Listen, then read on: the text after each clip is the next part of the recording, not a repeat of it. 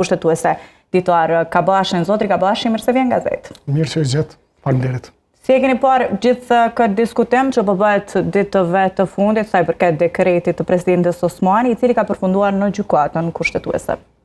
Diskutimet janë të mirë se ardhura, përderisa nuk janë të zhurmshme.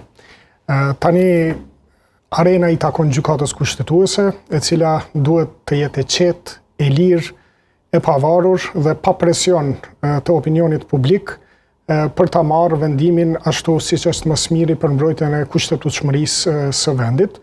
Dekreti i dërguar në gjykatën kushtetuese dhe masa e pezullimit për saj ka qenë një çështje e pritshme për arsye se ka konteste rreth kushtetutshmërisë atij vendimi dhe dihet që gjykata kushtetuese është organi pavarur kushtetues i cili jo vetëm se bën interpretimin final të kushtetutës, por ka edhe detyrë të mbrojtjes së kushtetutshmërisë së vendit.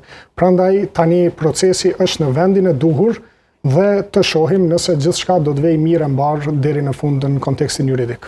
A janë shtjerur sipas juve gjitha mundësitë për të zgjedhur presidentin?